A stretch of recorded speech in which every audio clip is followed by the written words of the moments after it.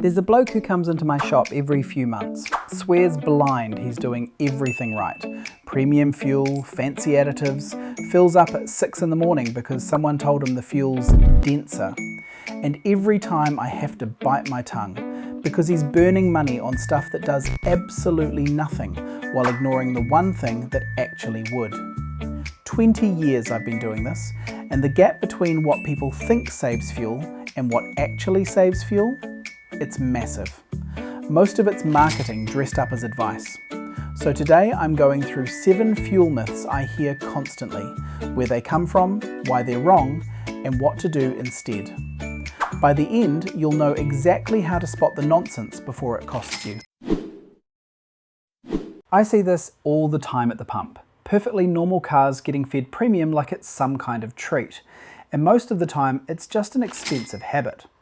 Do the rough maths. If you drive about 15,000 miles a year and get around 25 miles per gallon, that's about 600 gallons. If premium is 60 to 85 cents more per gallon, you're basically donating 350 to 480 bucks a year for nothing you can actually feel. Zoom out and it adds up to about $2.1 billion a year in the US from people filling up with the wrong grade.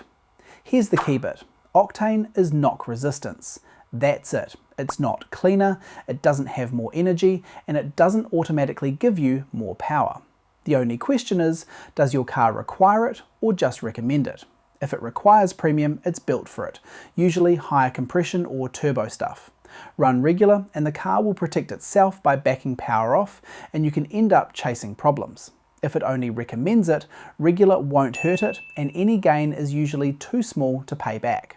Reality check. About 70% of drivers are in cars that only need regular, so don't guess. Check the owner's manual and the label inside the fuel door. If it says regular, buy regular. If it says recommended, try a month on regular and track it. No real difference? Keep your money. If it says required, pay the octane tax. It's cheaper than repairs.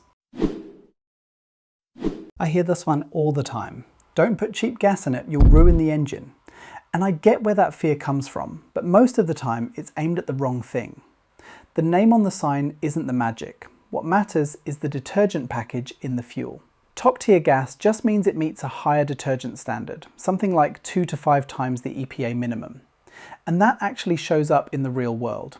In testing, non-top tier fuel left about 19 times more carbon deposits on injectors and valves after just 4,000 miles compared to top tier. Here's the trap. A no-name station can be top tier and a famous brand station might not be. So don't shop by logo, shop by the standard. And it usually costs, what, 3 cents more a gallon on average? Not 60 or 80 cents like bumping octane. The real bad cheap gas stories I see are low turnover stations, dusty half-empty places, dodgy tank maintenance or water in the fuel. Had a bloke come in last Tuesday, filled up at some half-abandoned place off the interstate because it was 12 cents cheaper. Fuel pump clogged, injectors full of gunk. That bargain cost him $900 in repairs. So here's what I do. If top tier is close in price, pick it. Avoid sketchy, empty-looking stations, especially when you're running low. And if it runs rough right after a fill-up, keep the receipt and deal with it fast. Don't just drive it out for weeks. Every time I'm in a parts store, I see the same thing. A whole shelf of little bottles promising better MPG, like it's magic in a can. And I get why people try it. Fuel's expensive, and 10 quid on a bottle feels easier than changing habits. But here's the boring truth from the real world.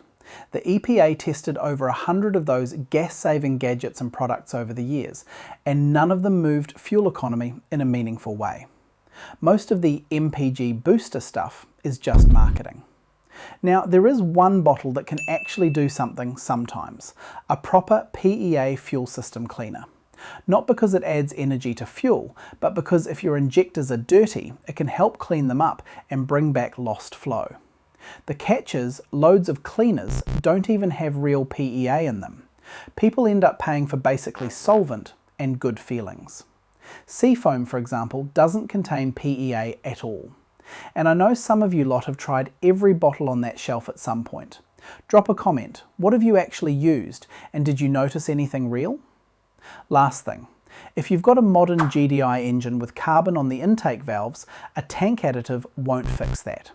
The fuel doesn't wash those valves. That's a physical cleaning job when the symptoms show up. So my rule is simple. If the main promise is increase MPG, I usually leave it on the shelf. Use a known PEA cleaner only if you've got rough idle, hesitation, or a real mileage drop that fits deposits. Otherwise, save your money. I hear this one at the pump all the time. I won't touch ethanol, it'll wreck my engine. And I get why people say it. They've seen a mower that won't start in spring or an old truck that suddenly smells like fuel. Here's the real split. In most modern daily drivers, E10 is generally fine, and E15 is approved for 2001 and newer vehicles, which is basically most cars on the road. Where ethanol causes trouble is older fuel systems and anything that sits around. Ethanol can pull in moisture, and it doesn't play nice with old rubber and seals. I've got a '72 Ford in the garage. Was my dad's before he handed me the shop. Learned the ethanol lesson the hard way on that one. Fuel lines turned to mush after it sat over winter with E10 in the tank. Money-wise, don't just look at cheaper per gallon. E10 has about 3% less energy, E15 about 5%, so you've got to think cost per mile. And E85? Only for flex fuel vehicles. Even then you can lose up to 25% MPG, so it can still cost more to drive. If you're not 100% sure it's flex fuel, yellow cap or badge, don't gamble. So, modern commuter, stop stressing and focus on maintenance and how you drive.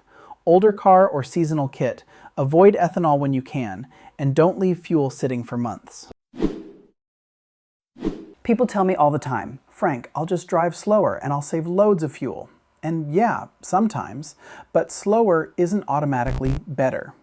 Engines don't like lugging.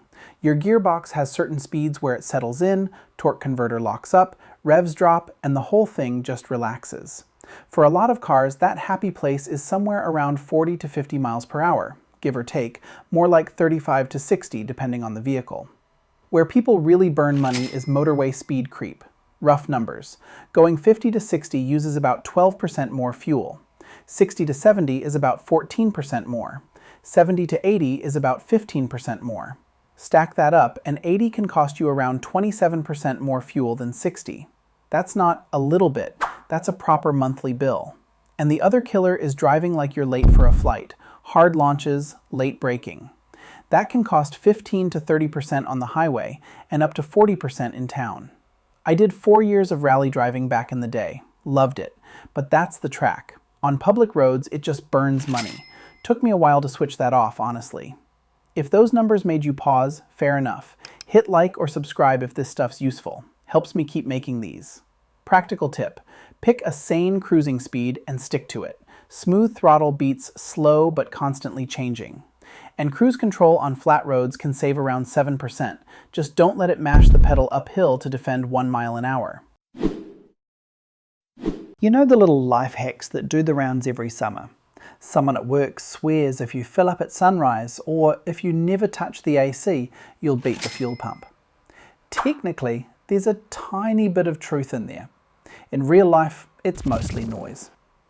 First one, fill up in the morning because fuel is denser. Sounds clever, right? Problem is, the fuel in the station's underground tanks sits down there at pretty much the same temperature all year, around the low 60s Fahrenheit most places. So whether you show up at 7 AM or 3 PM, the difference you're saving is basically pennies. If you want something that actually matters at the pump, worry less about the clock and more about the station.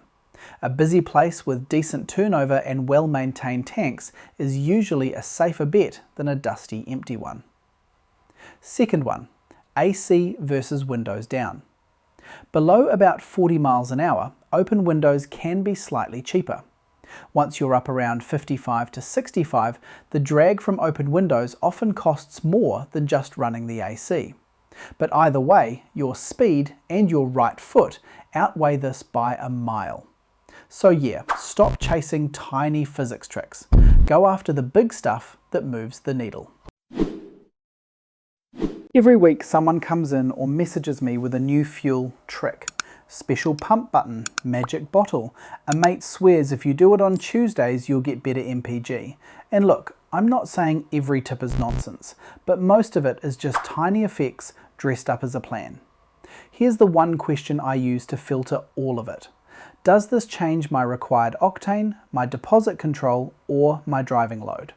If it doesn't change one of those three, it probably won't move your fuel bill in any way you'll actually notice. So run it like this. Octane. Match the manual, not your ego. Deposits. Use a top tier station when it's close in price and only reach for a real PEA cleaner when the car's actually acting like it's got deposit issues. And load. That's your real money. High cruising speed and punchy accel and brake driving is where people quietly burn a tank a month without realizing. If a fuel saver relies on vague promises or microscopic physics, it's usually pennies pretending to be strategy. Keep it simple and keep your cash.